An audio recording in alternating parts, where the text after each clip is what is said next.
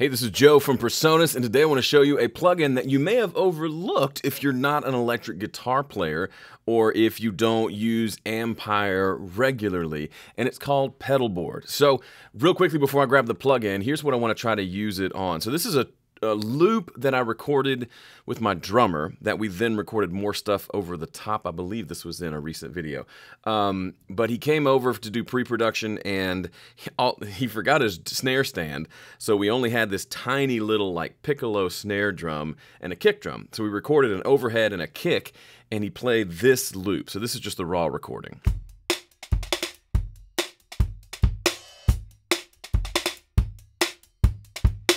So it's kind of a cool part, but it's gonna be a loop underneath other drum stuff, and I'd be curious to try to make it sound a little raunchier, and I'm thinking distortion might be the way to do that. Now, normally I would reach for red light distortion, which is a fantastic plugin inside of Studio One, but today I wanna use Pedalboard. So if you're familiar with Ampire, that is our amp modeling software. You can pull up different guitar amps and play through them, and then inside of Ampire, here, I'll show you. Inside of Ampire, you can have a pedal board down here. So right now we can't see it. If we click here, there's a pedal board down at the bottom. Well, we realized a lot of folks like to run, like in the analog world, there are folks who like to run their tracks through their pedal board sometimes to dial in different tones. It's a fun workflow, but it's kind of tedious, and a lot of folks just don't bother. Well, if you like that workflow, but you want to make it simpler, you can use the Pedalboard plugin, which is literally just the Pedalboard section of Ampire as its own standalone plugin. So I want to try this on the loop overhead track, which is just this one. I'm just curious what some different types of distortion would sound like. So Pedalboard comes up empty. First thing I want to do is find a drive. So I have a few extras. If you don't have all of these, that's included with the Ampire High Density Pack, which you get as a Sphere member, or you can purchase it separately if you're not a Sphere member. But a few of these are included with the normal version. I'm going to start with Tube Driver. This one's been in Studio One for years, but it has a cool vibe to it. Let's see what that sounds like.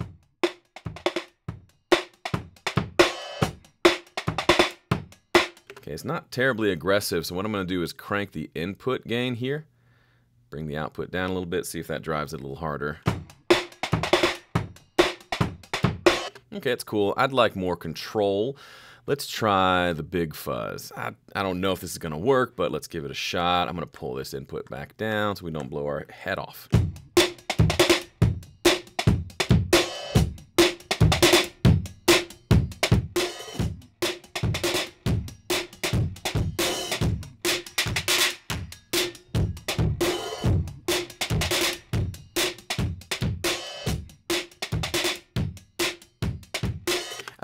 I like the kind of fuzziness of it. I don't love the low end distorting too much because I already have a kick drum track. So what if we put an EQ in front of it just to tame it down? So I'll use the standard equalizer. We'll set it for guitar. And I'm just going to pull down the lows, make it sound kind of weak and thin, but combined with the real kick drum, that might be cool.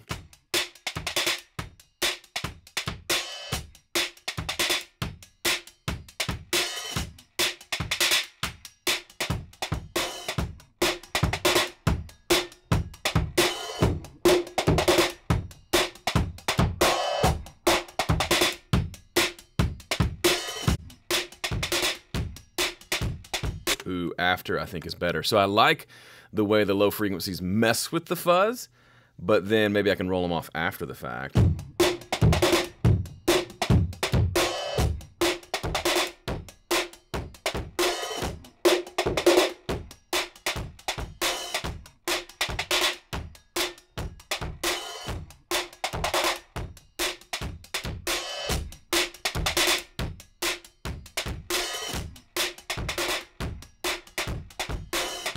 Kind of cool. I like that a lot. I originally didn't think I would like this one, but I kind of do. Now, we can test different things because we're not limited. So I'm going to bring in a different drive. Let's try the fat one. I really like this one. I end up using it a lot. Let's put it, let's put the EQ at the end. So the EQ's over here. And let's turn the fuzz off. We'll turn the fat on and see what that sounds like.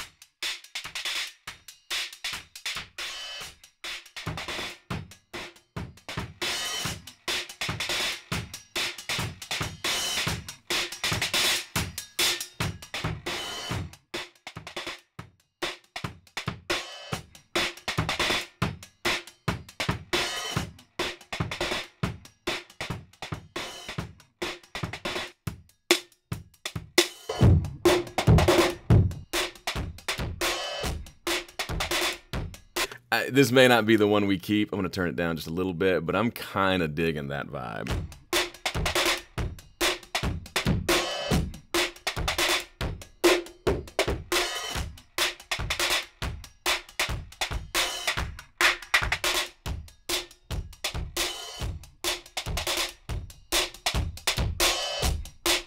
Totally jacked that up. Now, if we play it with the kick drum that's not been messed up, we can get back some of that low end. Obviously, we're losing.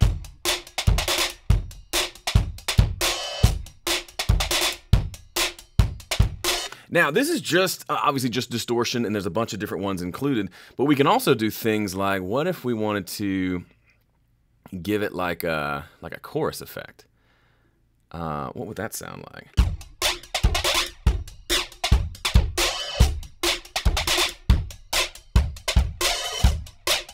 That can be kind of cool. These are all kind of plugins that you may not think to use on anything but guitar, but there's a lot of options here.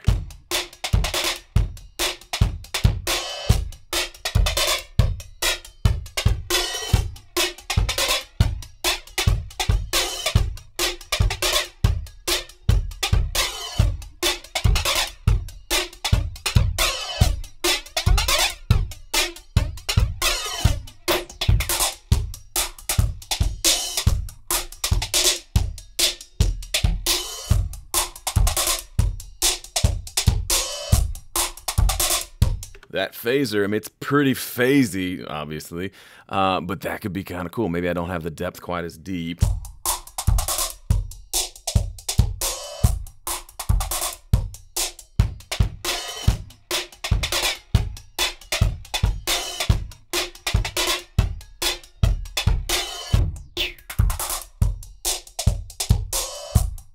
And then here's one that I've used for years that I love. It's this little pan plugin that basically just automates the panning back and forth.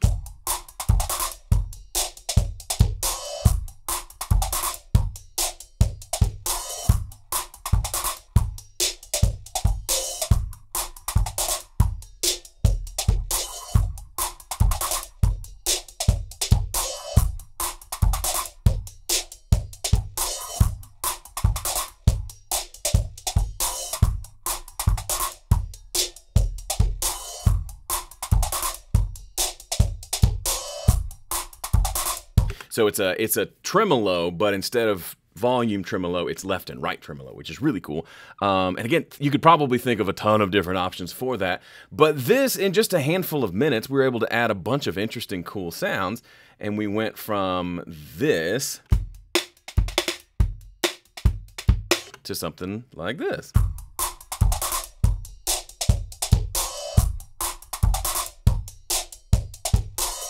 We could even, there's delays we could add, there's reverbs we could add. I'm going to stop there because it's getting out of hand. But hopefully you can see this as a creative either production or mixing tool or really sound design tool that you can take existing stuff and really mess with. The folks who do a lot of electronic music, this is right up their alley. For folks like me, dumb guitar players who just like to play through pedals, suddenly I realized, oh wait, I can put that pedal on my drums? Oh boy, buckle up, this is gonna be fun. So, if you haven't messed around with Pedalboard yet, next time you plop yourself down in your studio, pull it in on any random track and just dial in some fun stuff. You may have a happy accident that ends up becoming the core of a really cool new song, you never know, but you should give it a shot. As always, thanks for watching. If you haven't subscribed to our channel already, please take a second to do so. Otherwise, I'll see you in the next one.